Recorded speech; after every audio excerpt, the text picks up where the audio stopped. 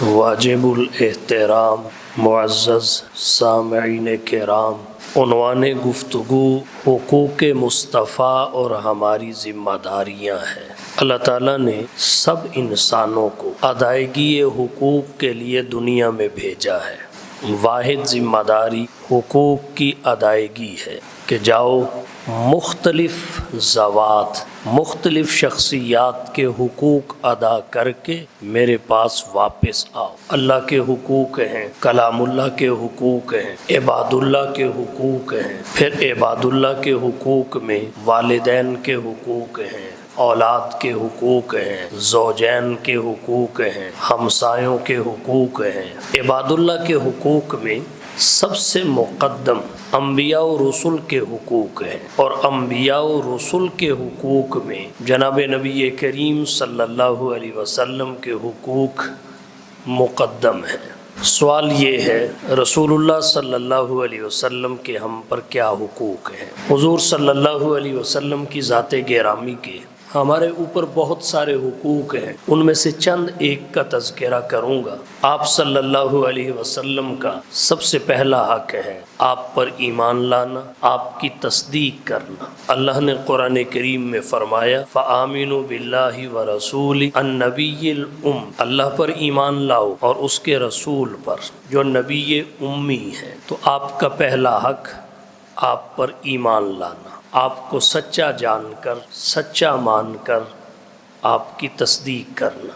ایمان فقط زبانی دعوے کا نام نہیں ہے، اس میں دل کی تصدیق، زبان کا اقرار اور عمل سے اظہار سب شامل ہے۔ جناب نبی کریم صلی اللہ علیہ وسلم کا دوسرا حق ہے آپ کا ادب اور آپ کی تعظیم۔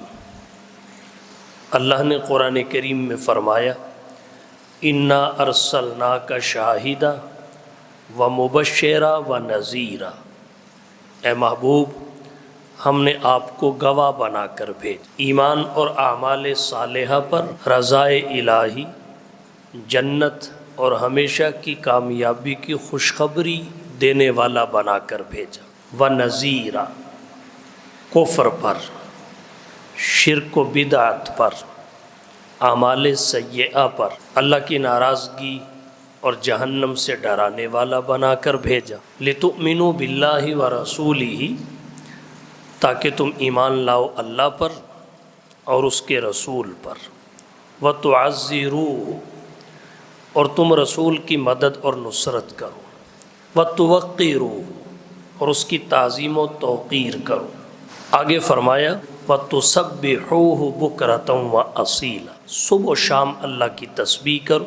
تسبیح اللہ کی ذات کے ساتھ مخصوص ہے، تسبیح اللہ کی ہوتی ہے، البتہ ایمان، نصرت و حمایت، تعظیم و توقیر، ان تینوں کو آیت کریمہ میں جناب نبی کریم صلی اللہ علیہ وسلم کی ذات کے لیے بیان کیا گیا۔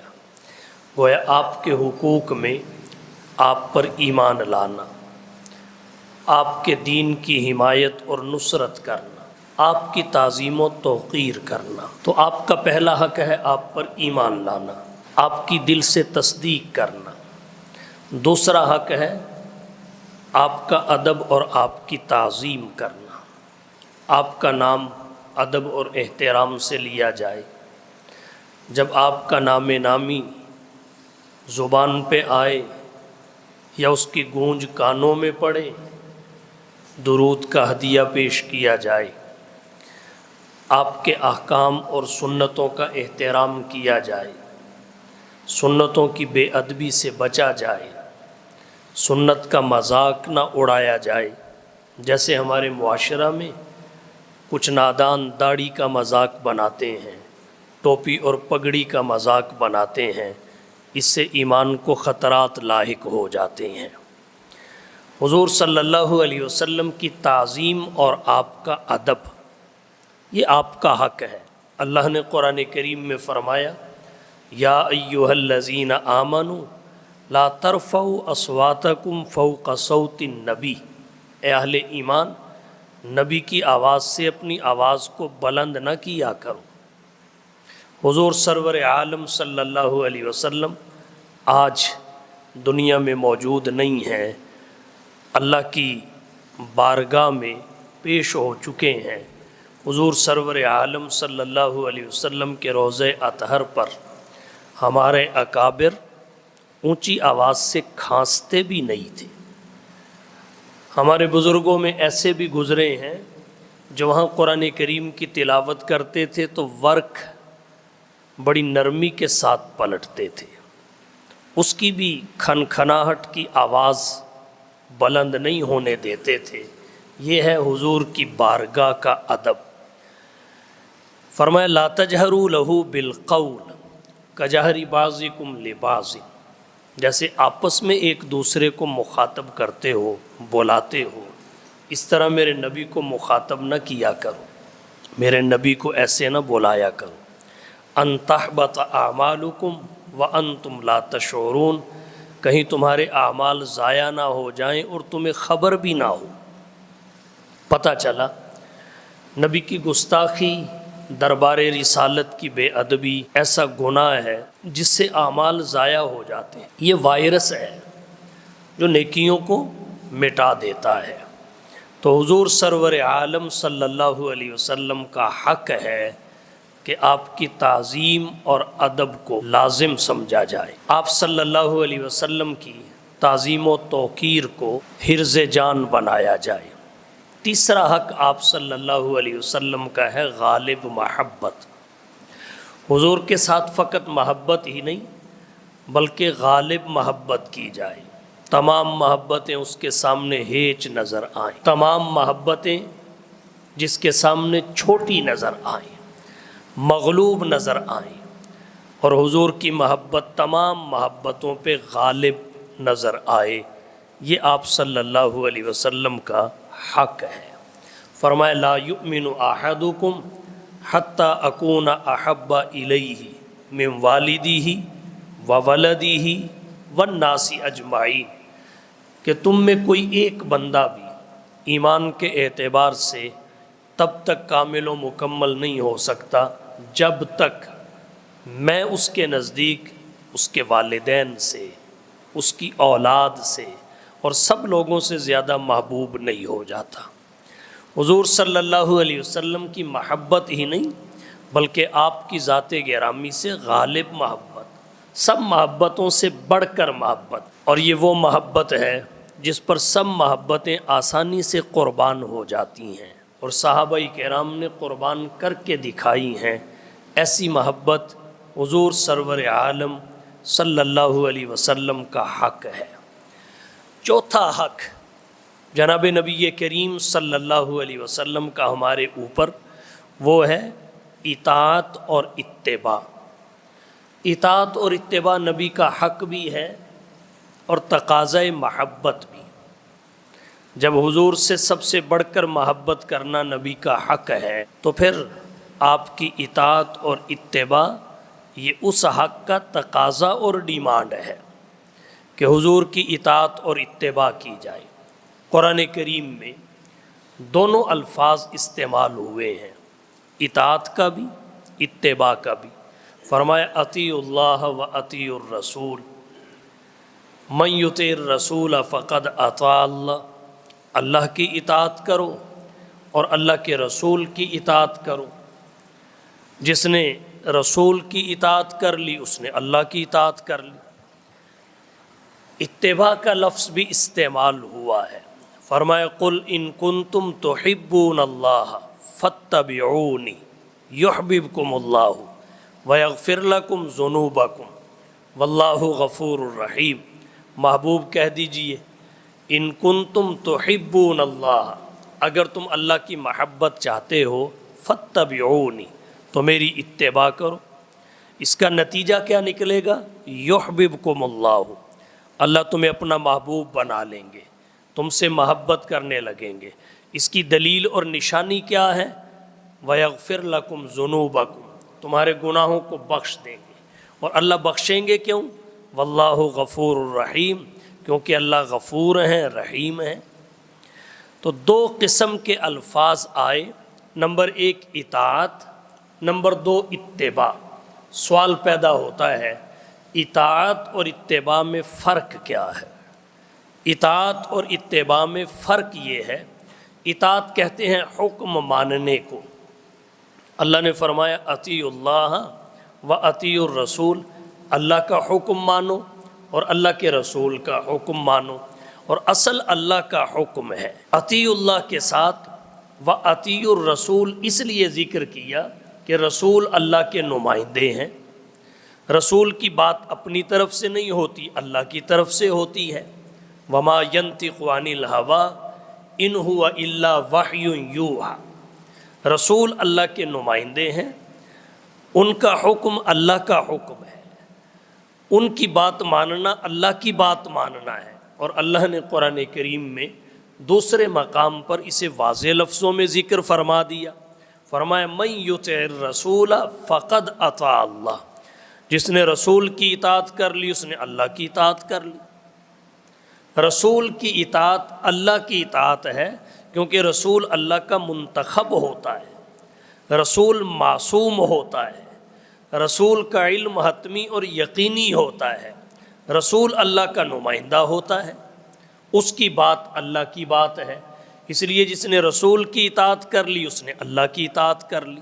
من یطع الرسول فقد اطاع اللہ، تو اللہ نے قرآن کریم میں اپنی اطاعت کے ساتھ اپنے رسول کی اطاعت کا حکم اس لیے دیا، اور اس لیے بھی کہ رسول کی اطاعت کے بغیر اللہ کی اطاعت ممکن نہیں۔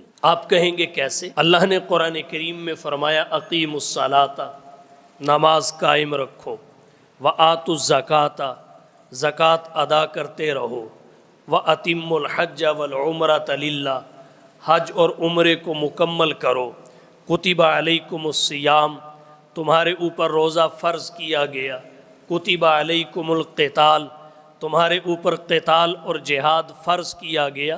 اب یہ سارے احکامات اللہ نے دیے ہیں، قرآن کریم میں آئے ہیں۔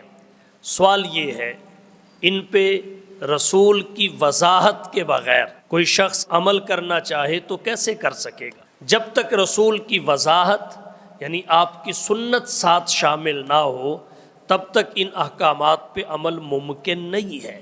نبی نے وضاحت کی ظہر کی اتنی رکعتیں ہیں، عصر کی اتنی ہیں، مغرب کی اتنی ہیں، عشاء کی اتنی ہیں۔ اللہ کے نبی نے اس بات کی وضاحت فرمائی ہے۔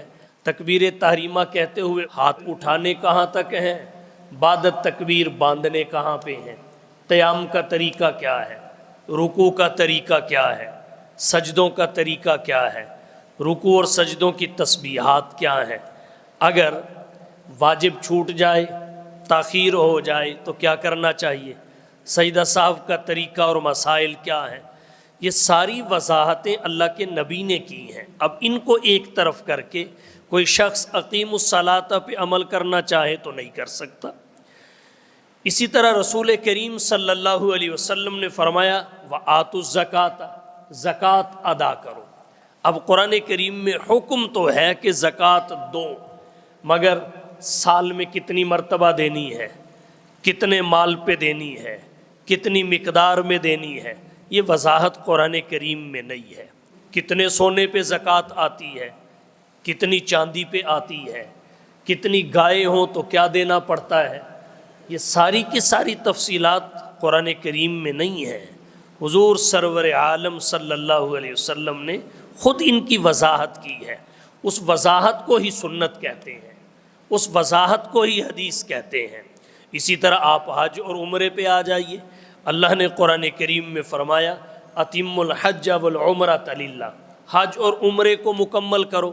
اب حکم قرآن کریم کا ہے، نبی کی سنت اور وضاحت کے بغیر، حضور کی تعلیمات کے بغیر کوئی اس پہ عمل کر کے دکھائے ممکن ہی نہیں۔ احرام کتنی چادریں ہونی چاہیے، کس طرح باندھنی چاہیے، طواف کا طریقہ کیا ہے، سعی کا طریقہ کیا ہے، فلانا وقوف کب سے کب تک ہے، حیثیت کیا ہے، یہ ساری کی ساری وضاحتیں حضور سرور عالم نے فرمائی ہیں۔ کتب علیکم الصیام، روزہ فرض ہے، روزے کے ممنوعات کیا ہیں، روزہ کس طرح رکھنا چاہیے، وضاحتیں اللہ کے نبی نے کی ہیں۔ کتب علیکم القتال، قتال اور جہاد کا حکم قرآن میں ہے، مگر اس کی تفصیلات ساری نبی کے فرامین میں ہیں۔ معلوم یہ ہوا کہ رسول اللہ کی اطاعت کے بغیر اللہ کی اطاعت ممکن ہی نہیں۔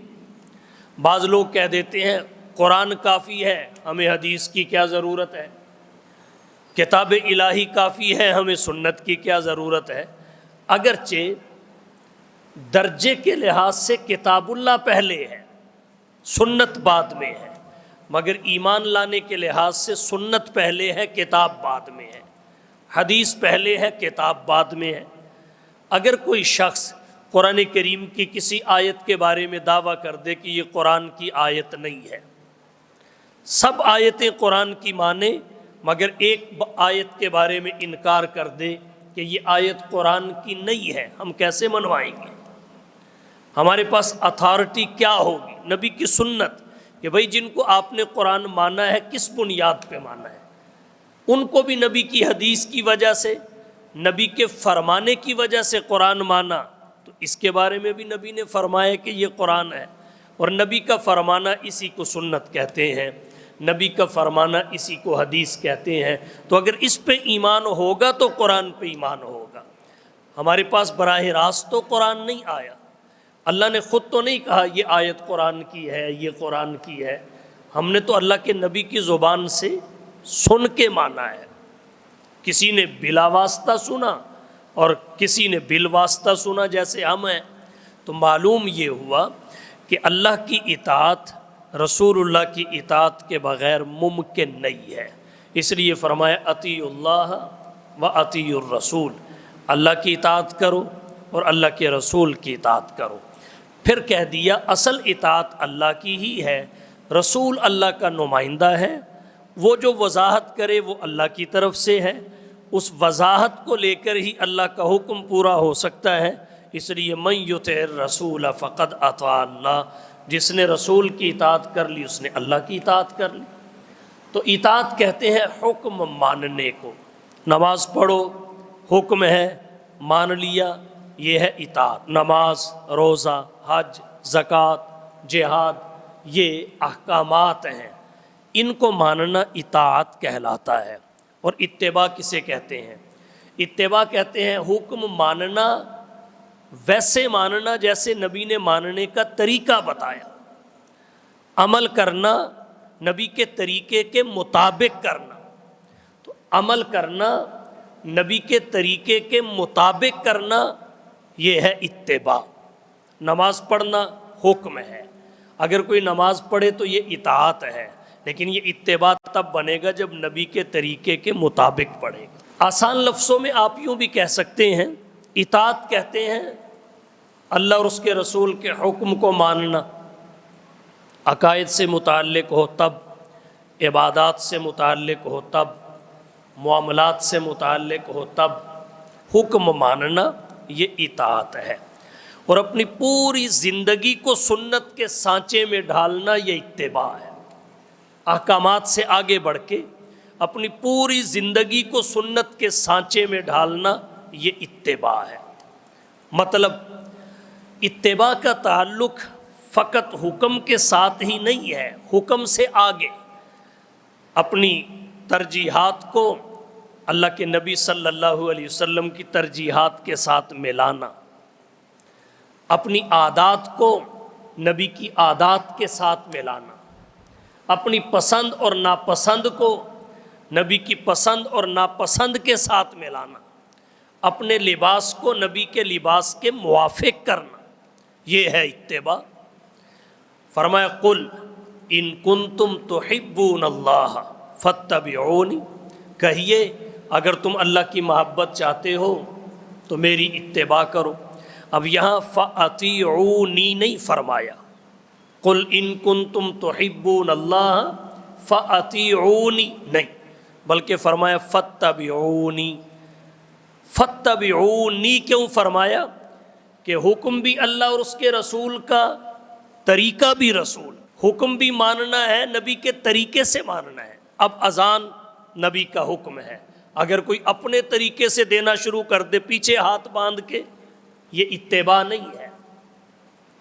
اتباع یہ ہے طریقہ بھی نبی کا ہو، اللہ اور اس کے رسول سے محبت کا اظہار کیا جائے، اس طریقے سے کیا جائے جیسے نبی اور اصحاب نبی نے کیا۔ یہاں ایک نقطہ اور سمجھیے، فَأَطِیعُونِی نہیں فرمایا بلکہ فَاتَّبِعُونِی فرمایا۔ فَاتَّبِعُونِی اتباع سے نکلا ہے۔ اتباع اس کا مادہ اور تبی کا مادہ ایک ہے۔ تبی عربی میں گائے کے بچے کو کہتے ہیں، جس کی عمر کا 1 سال مکمل ہو جائے، دوسرے سال کا آغاز ہو جائے، اسے عربی میں تبی کہتے ہیں۔ اور زکوٰۃ کے مسائل جب احادیث مبارکہ میں فقہ کی کتب میں آتے ہیں، وہاں یہ بات لکھی ہوئی ہے، اگر کسی کے پاس 30 گائے ہوں تو ایک تبی زکوٰۃ میں دینا واجب ہوتا ہے، یعنی گائے کا ایسا بچہ جو دوسرے سال میں زندگی گزار رہا ہو وہ زکوٰۃ میں دینا واجب ہے۔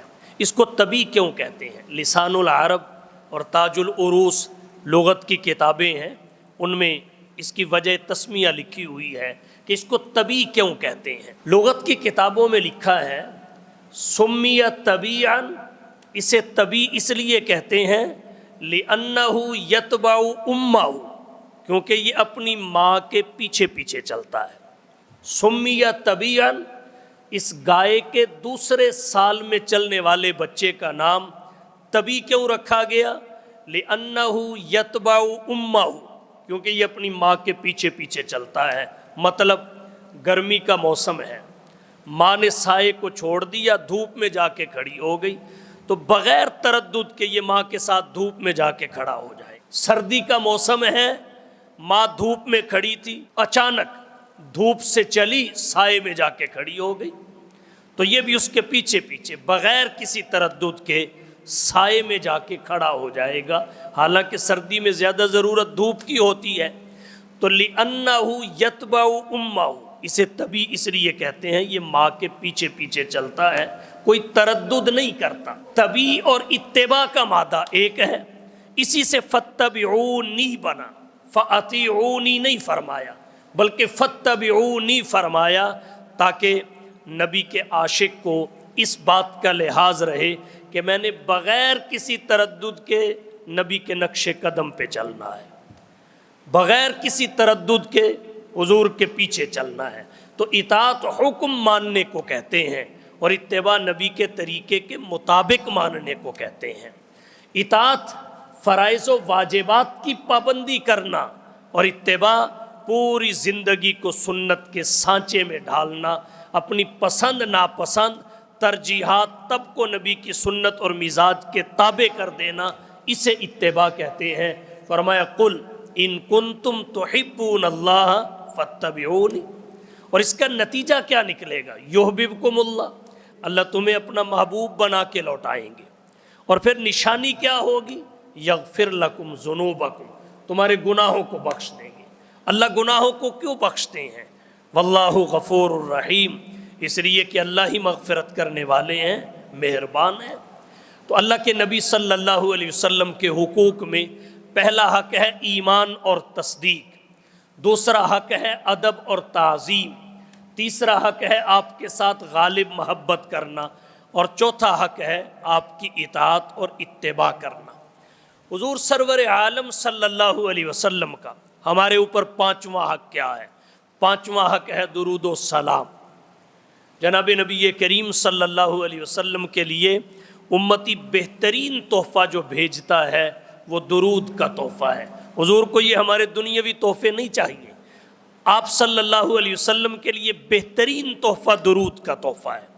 آپ صلی اللہ علیہ وسلم کی حدیث ہے، امام مسلم رحمہ اللہ نے ذکر کی، فرمایا من صلی علیہ صلاۃً واحدۃً، جو مجھ پہ ایک مرتبہ درود پڑھتا ہے، صلی اللہ علیہ بہا عشراً، اللہ اس کے بدلے میں اس پہ 10 رحمتیں بھیجتا ہے۔ اور ترمذی شریف میں روایت آتی ہے، جناب نبی کریم صلی اللہ علیہ وسلم نے فرمایا ان اول الناس بی یوم القیامہ اکثرہم علیہ صلاۃً، قیامت کے دن میرے سب سے زیادہ قریب وہ ہوگا جس کے نامہ اعمال میں سب سے زیادہ درود والی نیکی ہو، جس نے دنیا میں رہ کے مجھ پہ سب سے زیادہ درود پڑھا ہوگا، وہ قیامت کے دن میرے سب سے زیادہ قریب ہوگا۔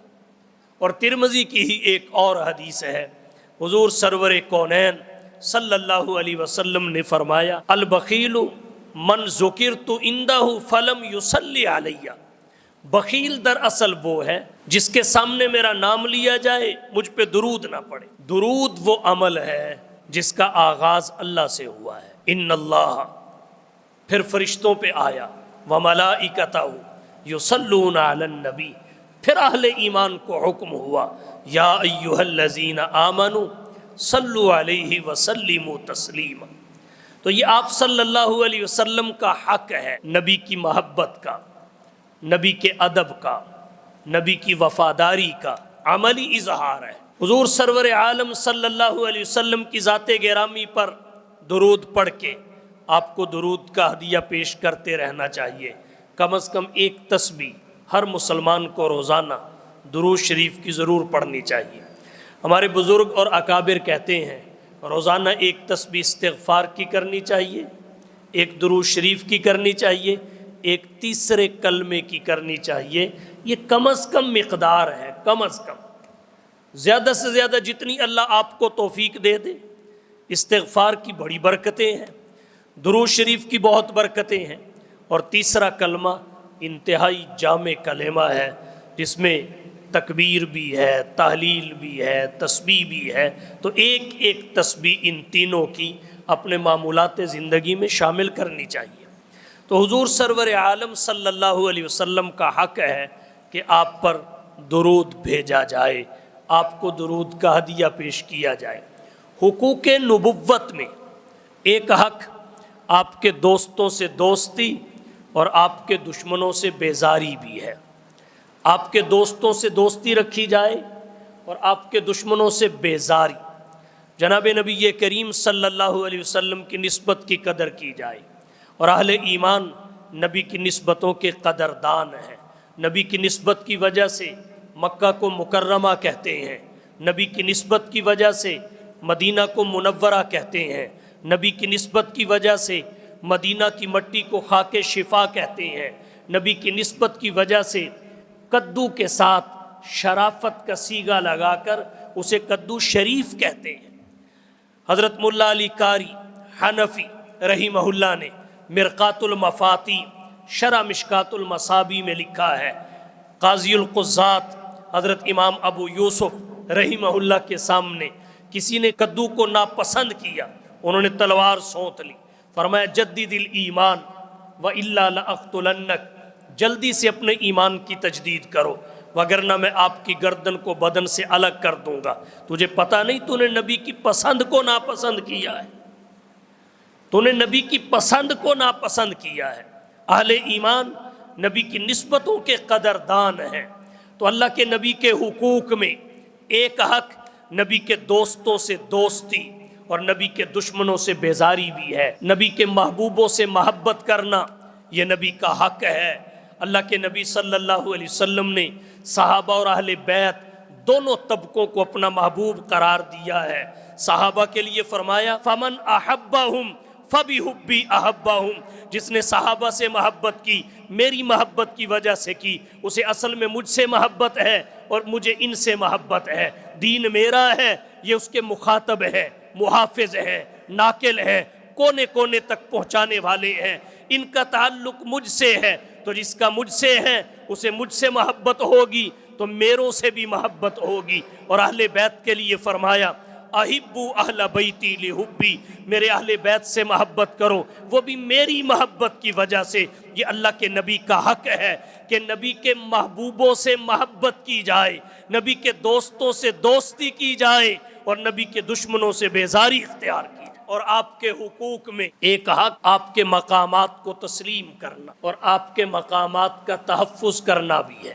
جناب محمد مصطفیٰ صلی اللہ علیہ وسلم کو اللہ نے جس جامعیت کے ساتھ جو مقامات عطا فرمائے وہ کسی نبی پیغمبر اور رسول کو عطا نہیں۔ آپ کے مقامات میں ایک عالمگیر اور دائمی نبی ہونا بھی ہے، فقط آپ ہی ہیں جن کی نبوت عالمگیر اور دائمی ہے۔ یا ایھا الناس انی رسول اللہ الیکم جمیعا، رحمت للعالمین ہونا نبی کا مقام ہے، وما ارسلناک الا رحمت للعالمین، شفیع اعظم ہونا نبی کا مقام ہے، عسیٰ ان یبعثک ربک مقاما محمودا، خاتم النبیین ہونا نبی کا مقام ہے، ما کان محمد ابا احد من رجالکم ولکن رسول اللہ وخاتم النبیین، صاحب معراج ہونا حضور کا مقام ہے،